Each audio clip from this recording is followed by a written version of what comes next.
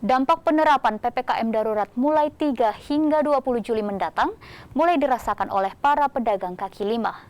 Selain karena jam berjualan dibatasi hingga pukul 8 malam, omset mereka juga turun drastis karena tidak menerima pengunjung makan di tempat dan hanya melayani pesan antar atau melayani pengunjung yang membeli makanan untuk dibawa pulang.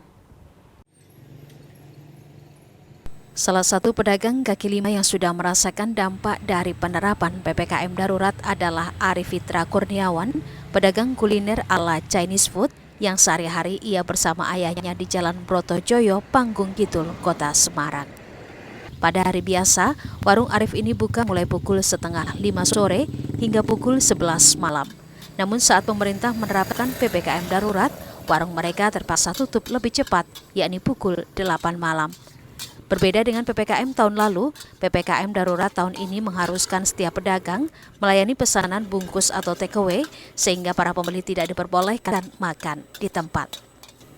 Jam berjualan yang diperpendek membuat pendapatan warung mereka berkurang.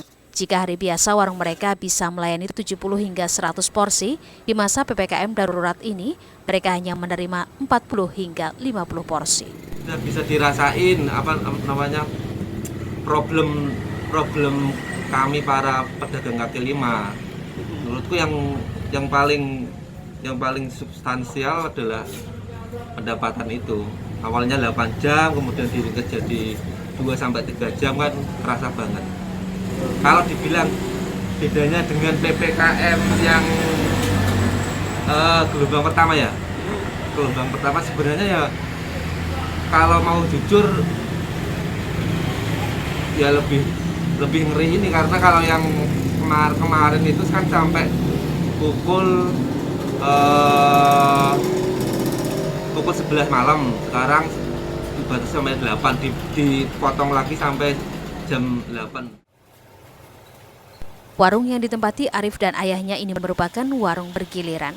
Jika siang hari tempat ini adalah warung nasi rames dengan pemilik yang berbeda, sore harinya baru digunakan oleh Arif dan ayahnya untuk berjualan Chinese food.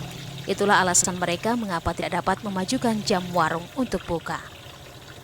Meski PPKM darurat ini dirasa Arif lebih berat, namun Arif yang mengaku belum pernah mendapatkan bantuan sosial COVID tidak mengeluh dan mencoba bertahan. Selain menerima pesanan langsung, warung mereka juga terdaftar di aplikasi antar makanan seperti GoFood dan Gojek. Pelanggan mereka juga dapat memesan makanan melalui aplikasi pesan WhatsApp, SMS, dan telepon, kemudian diantar sendiri sampai ke gerbang rumah. Pesanan antar hanya dikirim kepada alamat rumah yang tidak terlalu jauh dari warung. Pengantaran makanan ia lakukan sendiri dengan menggunakan motor dengan tambahan biaya Rp3.000. Cara inilah yang membuat mereka bertahan dibandingkan warung lain yang tidak menerima layanan pesanan melalui online. Gina Wirana Putri, Kompas TV, Semarang, Jawa Tengah.